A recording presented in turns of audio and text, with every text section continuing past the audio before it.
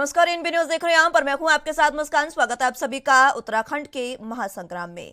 प्रदेश के समग्र विकास के लिए राज्य के पर्वतीय क्षेत्रों के विकास पर विशेष ध्यान दिया जाए। विधायक गणों द्वारा अपने क्षेत्रों की जिन भी समस्याओं को रखा जा रहा है, अधिकारी उनको गंभीरता से लेते हुए जल्द समाधान करें। यह निर्देश सूबे के मुखिया पुष्कर सिंह धामी ने गढ़वाल लोकसभा की सभी विधानसभाओं की कार्य प्रगति की समीक्षा बैठक के दौरान दिए।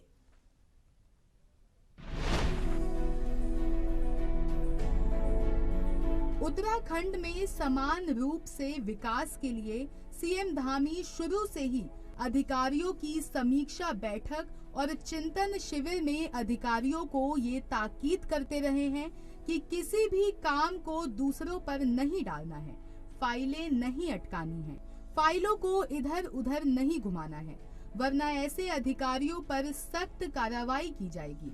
सीएम अधिकारियों को कई बार निर्देश और चेतावनी दे चुके हैं कि किसी भी काम को उलझा कर ना रखें, और यही बात सीएम धामी ने फिर दोहराई है।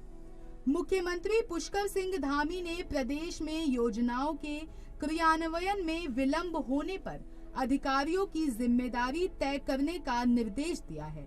सीएम ने कहा कि किसी भी समस्या का समाधान आपसी समन्वय से हो। विधायकों द्वारा अपनी विधानसभा क्षेत्रों की समस्याएं बताने पर मुख्यमंत्री ने अधिकारियों को प्राथमिकता के आधार पर उनका समाधान करने का निर्देश दिया। पुष्कर सिंह धामी जो कि प्रदेश के लोकप्रिय मुख्यमंत्री हैं, उनकी पहल पर पौड़ी संसदीय क्षेत्र के जितने भी विधायक और मंत्री हैं, उनके विधानसभा क्षेत्रों के विकास कार्यों की समीक्षा बैठक आयोजित की गई, जिसमें सभी विभागों के जो सचिव हैं, अधिकारी हैं, वो मौजूद रहे और लगभग सभी विकास योजनाओं पे चर्चा हुई।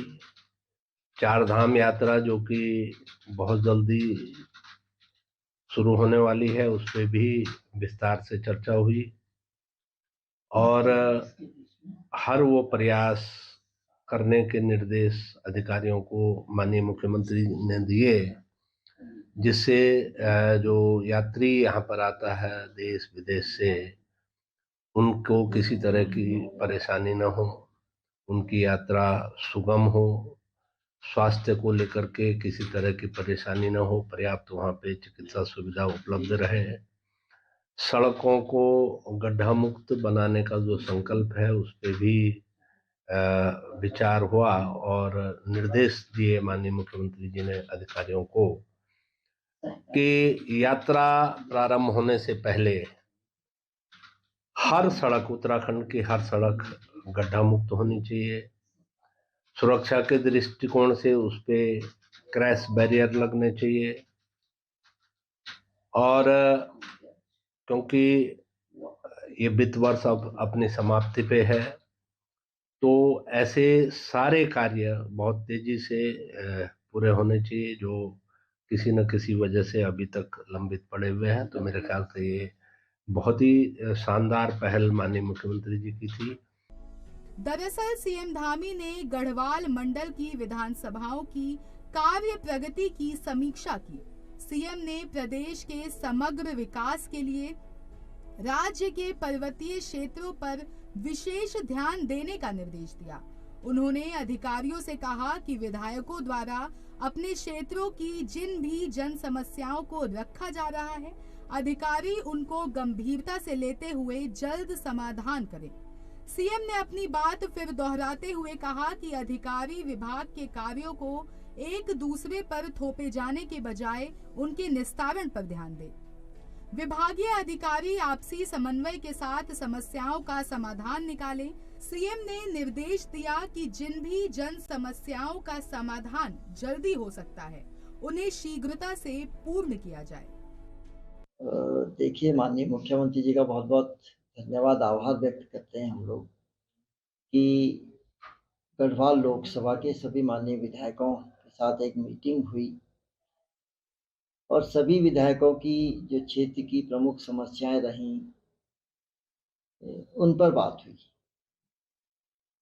और निश्चित रूप से सकारात्मक पहल भी हुई और सकारात्मक वार्ता भी हुई और निश्चित रूप से बहुत जल्दी जो बिंदु हमने माननीय मुख्यमंत्री जी के सम्मुख रखे हैं उन पर कार्रवाई की जाएगी, ऐसा आश्वासन हमको मिला है। और माननीय मुख्यमंत्री जी ने अधिकारियों को भी निर्देशित किया है कि एक तो जो घोषणाएं माननीय मुख्यमंत्री जी की हैं और दूसरा जो रुके हुए कार्य हैं क्षेत्रों में उनमें तेजी से कार्य किया जाए। गौर हो कि अगले माह अप्रैल से उत्तराखंड में चारधाम यात्रा की भी शुरुआत होनी है और उत्तराखंड के चारों धाम गढ़वाल मंडल में ही स्थित है। सीएम ने गढ़वाल संसदीय क्षेत्र की विधानसभा थराली, कर्णप्रयाग, केदारनाथ, रुद्रप्रयाग, देवप्रयाग, यमकेश्वर, श्रीनगर, चौबट्टा खाल, नरेंद्रनगर, पौड़ी, लैंसडाउन और रामनगर में संचालित विकास परक कार्यों की समीक्षा की। इस दौरान यहां के विधायक भी मौजूद रहे। सीएम ने साफ कर दिया कि चारधाम यात्रा में कोई अव्यवस्था नहीं होनी चाहिए। सीएम ने अधिकारियों को निर्देश दिए कि सभी कार्य निर्धारित समय अवधि में पूर्ण किए जाएं, ताकि चारधाम यात्रा के संचालन में कोई दिक्कत पेश न हो। एएनबी न्यूज के लिए सतीश कोठारी के साथ देहरादून से तारिक अंसारी की रिपोर्ट।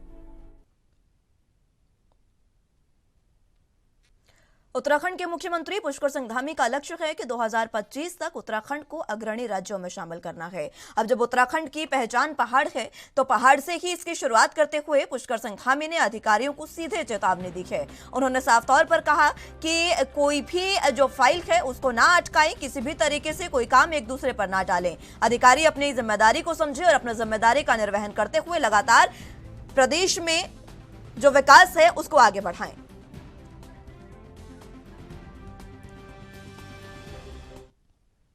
चलिए तो अब इसी पर चर्चा की शुरुआत कर लेते हैं। तमाम गेस्ट हमारे साथ मौजूद हैं, उनका तारुफ आपसे करवा देते हैं। सूरज सिंह नेगी जी प्रदेश प्रवक्ता कांग्रेस से हमारे साथ मौजूद हैं, सुनीता विद्यार्थी जी प्रदेश प्रवक्ता बीजेपी से हमारे साथ मौजूद हैं और हरीश मैखुरी जी वरिष्ठ पत्रकार के रूप में हमारे साथ मौजूद हैं। आप सभी का बहुत स्वागत है एनबी न्यूज पर। सबसे पहले मैखुरी साहब शुरुआत आप ही से करना चाहूंगी, क्योंकि उत्तराखंड की पहचान पहाड़ है, तो यहीं से शुरुआत करते हुए किस तरीके से उत्तराखंड को 2025 तक अग्रणी राज्यों में शामिल करना है, उसकी शुरुआत यहां से की है सीएम ने। और यह कहा जा सकता है कि गढ़वाल में जिस तरीके से अधिकारियों और विधायकों की बैठक उन्होंने ली, कार्य प्रगति की समीक्षा, किस तरीके से विकास होगा, पूरी तमाम बातों पर सख्ती से पेश आए हैं इस बार सीएम। किस तरीके से आप देखते हैं? मुस्कान जी, बहुत ही जबरदस्त ये आपका परिचर्चा है और आज की परिचर्चा को न केवल हमारे उत्तराखंड को बल्कि पूरे जो उत्तराखंड का पर्वतीय क्षेत्र है उसको भी लाभ होगा। असल में पर्वतीय क्षेत्र में आज भी करीब 60% हिस्से जो गांव हैं उनमें सड़क नहीं पहुंची, और जहां सड़क है भी तो वहां सड़क तब पहुंची जब वहां के लोग सुविधाओं के लिए मैदानी क्षेत्रों में पलायन कर चुके थे। तो जो उत्तराखंड आंदोलन शुरू हुआ था 90 से लेके 94 तक, उसके पीछे भी कारण यही था कि सड़कों का अभाव था, बिजली का अभाव था, स्वास्थ्य सुविधाओं का अभाव था, शिक्षण संस्थाएं ठीक ठाक नहीं थी। इस कारण लोग शिक्षा के लिए, नौकरी के लिए मैदानी क्षेत्रों में पलायन करते थे। तो 94 से 90 से लेके 94-95 तक जबरदस्त आंदोलन चला और वो करीब 2000 में फलीभूत हुआ और 2000 में उत्तराखंड राज्य बना। तो जो ये आंदोलन था वो पर्वतीय राज्यों में ही ज्यादा चला और उसमें राजधानी को, स्थायी राजधानी को गैरसैंण इसलिए मांगा गया ताकि सरकारें अगर गैरसैंण में बैठने लगेंगी तो पहाड़ों को समझने भी लगेंगी। अब उत्तराखंड राज्य बनने के बाद पहाड़ के लगभग सभी गांवों में आज की तारीख में बिजली पहुंच गई है। कुछ जगह अभी भी कम्युनिकेशन से छूट रखी है, जहां टेलीफोन का या मोबाइल का अभी नेटवर्क नहीं है, लेकिन वो भी शीघ्र हो जाएगा। उत्तराखंड में जो चारधाम योजना अब बन रही है, निश्चित रूप से वो भविष्य में मील का पत्थर साबित होगी। और जो लाइफ लाइन बन रही है उत्तराखंड की नई रेलवे ट्रैक चारधामों के लिए, वो भी भविष्य के लिए लाइफ लाइन बनेगी। उत्तराखंड राज्य का जो मुख्य आधार है वो पर्यटन है और कुमाऊं क्षेत्र में हमारा शीतकाल में भी पर्यटन अच्छा चलता है। और गढ़वाल क्षेत्र में जो चार धाम हमारे हैं, गंगोत्री, यमुनोत्री, बद्रीनाथ, केदारनाथ, तो यहाँ पर जो पर्यटक आते हैं, आते हैं, श्रद्धालु आते हैं, तो उनके कारण यहाँ के होटलियर्स की, यहाँ के गाड़ी वालों की, यहाँ के दुकानदारों की, सबकी आर्थिकी चलती है। पंडित, पुरोहित, वृत्ति धारकों की, जो भी उस वृत्ति से जुड़े हुए लोग हैं, उन सबकी आर्थिकी चलती है। तो उसको समृद्ध करने का प्रयास किया जा रहा है। लेकिन आज भी उत्तराखंड की जो सबसे बड़ी समस्या है वो मोटर मार्ग है। तो मैं तो पहले से ही सरकारों को ये सुझाव दे रहा हूँ कि आप पहले चरण में सारे गांवों को और गांवों के हेमलटों को मोटर सड़कों से अवश्य जोड़ दें। उससे क्या होगा कि अगर लोग परमानेंट अपने पहाड़ नहीं भी जाएंगे तो बार त्योहार, शादी विवाह के समय पे उनका आना जाना बड़ा रहेगा, पहाड़ जीवंत रहेंगे। हमारे सीमावर्ती क्षेत्र जहाँ हमारे भूटिया जनजाति के लोग रहते हैं, उन्होंने गांव इसीलिए छोड़ दिए हैं कि वहां मोटर सड़कों का अभाव अभी भी बना हुआ है जी। तो यदि उनके गांवों तक सड़क जाती है तो ज्यादा समय ना सही, गर्मियों में ही सही, वो लोग अपने गांवों तो जाएं। तो निश्चित रूप से चमोली जिले में, उत्तरकाशी में, पिथौरागढ़ में और चंपावत में, बागेश्वर में अभी भी बहुत सारे गांव 30 किलोमीटर दूर है सड़क से। बिल्कुल। और चमोली जिले में, उत्तरकाशी में अभी तक मेडिकल कॉलेज नहीं है, चंपावत में भी मेडिकल कॉलेज नहीं है। तो एक मेडिकल कॉलेज इन जिलों को दिया जाए तो निश्चित रूप से पहाड़ के विकास का सपना फलीभूत होगा और अच्छा भी होगा। मुख्यमंत्री की जो बैठक थी परसों, उसमें उन्होंने निश्चित रूप से अधिकारियों के थोड़ा सा पेंच कसने की कोशिश की कि भाई कुछ करो, हम तो अभी भी ज्यों के त्यों 70 सालों की स्थिति में वैसे ही बने हुए हैं। तो इन गांवों के कुछ ना कुछ किया जाए। यहाँ पे गांव में जो जंगली जानवर, जो कुछ लोग बोते भी हैं, उसको नुकसान पहुंचाते हैं, उसके लिए भी चर्चा परिचर्चा निश्चित रूप से होनी चाहिए। ठीक है। सुनीता विद्यार्थी जी, आपके पास मैं आना चाहूंगी। जिस तरीके से हरीश मैखुरी जी ने अपने वक्तव्य में पूरा परिचय दे दिया है कि सरकार ने क्या विकास किए हैं और क्या अभी अछूता है विकास से, लेकिन एक बात साफ है, सीएम धामी की मंशा है विकास की, लेकिन इसमें कोई शंका नहीं है कि उनकी मंशा है, लेकिन अधिकारी जो है वो कभी पलीता लगा देते हैं उनकी इस मंशा पर, और इसी को लेकर अधिकारियों के पेच कसने की बात यहाँ पर की गई है। कार्य प्रगति की समीक्षा की गई, कई ऐसे कार्य है जिस पर और ज्यादा फोकस करने की जरूरत अभी है।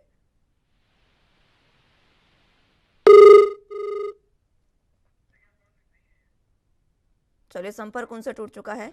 निगिश जी, आपको आवाज मिल पा रही है? जी। आप किस तरीके से देखते हैं जिस तरीके से ये कार्य प्रगति की समीक्षा की गई है, और इस कार्य प्रगति की समीक्षा में अधिकारियों पर सख्त रुख अपनाया है सीएम धामी ने? देखिए मुस्कान जी, ये कौन सी कार्य प्रगति की समीक्षा है? ये सरकार के स्तर से समीक्षा है या राजनीतिक स्तर से समीक्षा है, हम लोग ये नहीं समझ पा रहे। जब मुख्यमंत्री जी टिहरी गढ़वाल संसदीय क्षेत्र के अगर विकास योजनाओं की समीक्षा बैठक लेते हैं तो वहां पर जो कांग्रेस के विधायक हैं, जो कि बद्रीनाथ धाम का द्वार है, जोशीमठ में जो समस्याएं हैं, उन समस्याओं को जानने के लिए कांग्रेस के विधायक को नहीं बुलाया जाता। तो ये दुर्भाग्यपूर्ण है कि देखिए, लोकतंत्र की खूबसूरती है कि पक्ष के साथ में विपक्ष भी हो, और अगर एक ही पक्ष हो तो फिर कौन गाड़ी में अगर एक्सीलेटर ही एक्सीलेटर होगा, गियर ही गियर होगा, तो फिर गाड़ी एक्सीडेंट कर जाएगी। उस पर ब्रेक लगाने का काम विपक्ष करता है। और प्रजातंत्र की खूबसूरती भी इसी से है कि जो है आप विपक्ष की आवाज को सुने, असहमति के आवाज को सुनना ही जो है लोकतंत्र है। तो आप लोकतंत्र का मजाक उड़ा रहे हैं। आप केवल भारतीय जनता पार्टी के विधायकों को बुलाते हैं और कांग्रेस के लोगों को वहां पर नहीं बुलाते। तो क्या जो बद्रीनाथ विधानसभा है, वहां की जनता की जो टैक्स की कमाई से सरकार के जो नुमाइंदों को मोटी मोटी वेतनें मिलती हैं, क्या उन लोगों का योगदान नहीं है उसमें? तो ये जो हमारे आज जनप्रतिनिधि हैं, जो सरकार के मुखिया हैं, ये समझ ही नहीं पा रहे हैं कि हम जनता की गाड़ी कमाई का उपयोग कर रहे हैं। अपनी जो हमारे शौक मौज है वो जनता की गाड़ी कमाई से होते हैं, और सरकारें जनता के लिए होती हैं। विधायक पक्ष का हो, विपक्ष का हो, विधायक विधायक है और वो जनता का प्रतिनिधि है। वहां की जो जन समस्याएं हैं उसको सुनने के लिए उनको भी बुलाना चाहिए था, और वहां की समस्याओं का निस्तारण हो सके इसलिए भी उनको बुलाना चाहिए था, परंतु जो नहीं बुलाया गया निश्चित तौर पर दुर्भाग्यपूर्ण है। अब दूसरा देखिए कि मुख्यमंत्री जी आदेश दे रहे हैं, केवल आदेश जो है मुख्यमंत्री के हवा हवाई है। आज ये बहुत दुर्भाग्यपूर्ण है कि कैबिनेट में प्रस्ताव लाने के लिए अधिकारी जो है मंत्री असहाय महसूस करते हैं, नाराजगी व्यक्त करते हैं, बस हो गया इतना। अरे मंत्री जो है कहते हैं कि अधिकारी हमारी सुन नहीं रहे हैं, मुख्यमंत्री, अब तो बात ये भी आ गई कि वो मुख्यमंत्री की भी नहीं सुन रहे हैं। जब मुख्यमंत्री की नहीं सुनते हैं अधिकारी तो कैसे विकास होगा भैया। और हमारा कहना है कि ये अधिकारियों पर, ये जो हमारे नेता हैं, जो सरकार में बैठे लोग हैं, या तो ये सक्षम नहीं है। अगर सक्षम होते, इनके हाथों में अधिकार है, डबल इंजन की सरकार है, प्रचंड बहुमत की सरकार है, और उसके बाद भी जो है अधिकारियों पर अगर कोई बेलगाम अफसरशाही है तो उस पर कार्रवाई होनी चाहिए। वो कार्रवाई कहीं होती दिखाई नहीं दे रही है। तो केवल बोलने से कि अब जिला हवाली नहीं चलेगी, अब नहीं चलेगी, अरे भैया कितने दिन तक बोलते रहोगे, कितने दिन तक जो है जनता को छलते रहोगे। तो ये बहुत सारी समस्याएं हैं। और आज उत्तराखंड का दुर्भाग्य है कि हम विधायिका को मजबूत नहीं करना चाहते।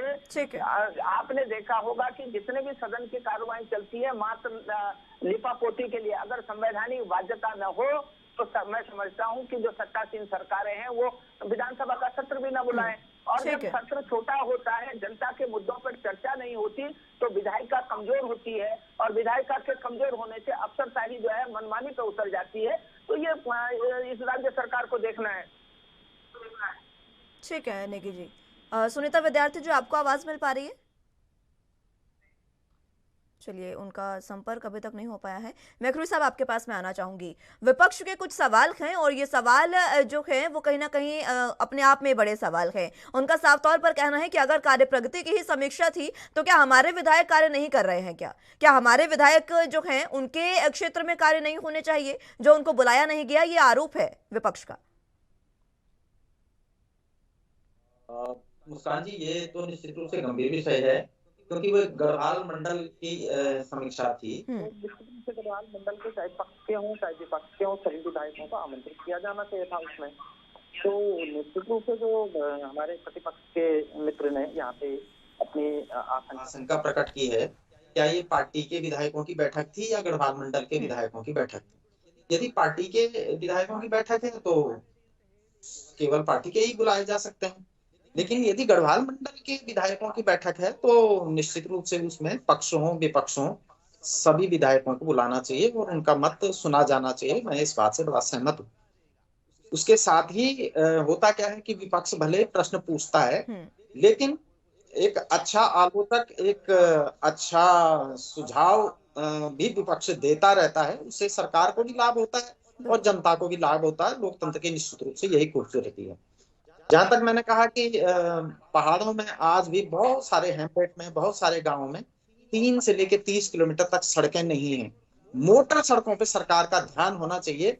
यदि सरकार ध्यान दे मोटर सड़कों पे और गांवों में जो शिक्षा का स्तर है, चाहे वो शिशु मंदिर ही खुलवा दें, चाहे वो आदर्श विद्या मंदिर ही खुलवाएं, लेकिन अच्छे खुलवाएं जिसमें सभी तरह की शिक्षा हो, विज्ञान की भी हो, अंग्रेजी भी हो, हिंदी भी हो, संस्कृत भी हो।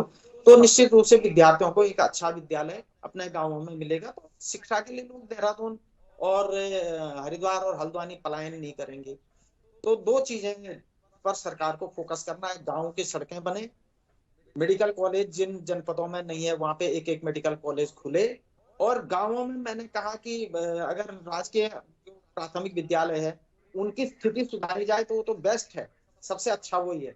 ना हो तो भैया तुम सरकार में हो, अपने शिशु मंदिर ही खोल लो, लेकिन अच्छे खोलो, तो उससे लोग शिक्षा के लिए पलायन नहीं करेंगे। ठीक है।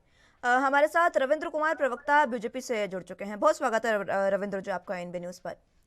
जिस तरीके से हम गढ़वाल कार्य प्रगति की समीक्षा बैठक हुई उस पर चर्चा कर रहे हैं, उसमें विपक्ष का साफ तौर पर यह सवाल है कि आपने अगर कार्य प्रगति की समीक्षा ही करनी थी तो फिर विपक्ष के विधायकों को भी बुलाना चाहिए था। ये उनका सवाल है और वो गंभीरता से इस पर जवाब चाहते हैं कि आखिर विपक्ष के विधायकों को क्यों नहीं बुलाया गया।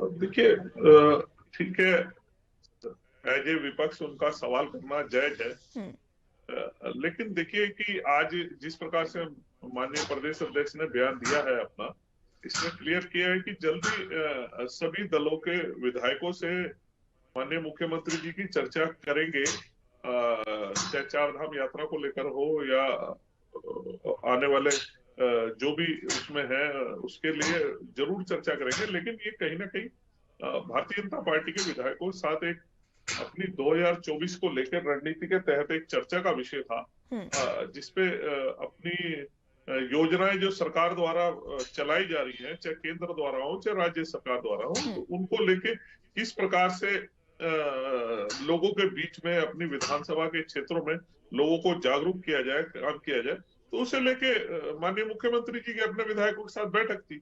और जब कभी इसके ऊपर आगे सभी दलों के विधायकों के साथ बैठक होगी तो उसकी समीक्षा या काम करने का किसके विधानसभा में कितना काम हो रहा है, क्या चल रहा है, उसको लेके एक समीक्षा बैठक हो जाएगी। उसमें आज माननीय प्रदेश अध्यक्ष जी ने कहा इसमें कोई ज्यादा हाहुल्ला मचाने की, लेकिन रविंद्र जी, नेगी साहब का तो ये कहना है कि जिस तरीके से इस बैठक को नाम दिया गया था कि गढ़वाल में कार्य प्रगति की समीक्षा की ये बैठक है, लेकिन अगर आपको कार्य प्रगति की समीक्षा नहीं करनी थी तो फिर आप इसका नाम ही 2024 की रणनीति को लेकर रखते। कार्य प्रगति की समीक्षा कहकर आपने विपक्ष को नहीं बुलाई, ये आरोप है उनका। नहीं, देखिए ये कार्य प्रगति, देखिए जब विधायक किसी भी कार्यक्रम को लेके जब बैठक होगी तो उसमें कोई ऐसा तो है नहीं कि खाली चाय पिएंगे, काम के सिलसिले में बैठक होगी, कार्य प्रगति को लेके होगी। लेकिन मैंने बताया ना कि ये भारतीय जनता पार्टी के अपने विधायकों को, क्योंकि देखिए भारतीय जनता पार्टी आगामी जो अगले साल 2024 में चुनाव को लेके जाना है, उस पे लेके अपनी समीक्षा बैठक है, अपनी एक इंटरनल बैठक है। और जब इसको लेके ऐसी कोई बैठक होगी, आज प्रदेश अध्यक्ष जी ने कहा, मैं दोबारा दोहरा रहा हूँ इसको, और खुले रूप से आज सभी प्रेसों ने उसे छापा भी अखबार के माध्यम से, तो माननीय मुख्यमंत्री जी बैठेंगे। और समय समय पे ऐसा नहीं है कि विपक्ष के नेता, तमाम नेता माननीय मुख्यमंत्री जी से मिलते रहते हैं, अपनी राय देते हैं या अपना जो भी उनका वो है माननीय मुख्यमंत्री जी को बताते रहते हैं। तो ऐसा नहीं है कि कोई इसमें कोई बहुत बड़ा इशू है या इसमें कोई कहने की इतनी आवश्यकता है कि कोई ऐसी चीज है जो भारतीय जनता पार्टी को दे दी और बाकी विधायकों को कुछ ना दिया हो। तो ये तो ऐसा सवाल तो है नहीं।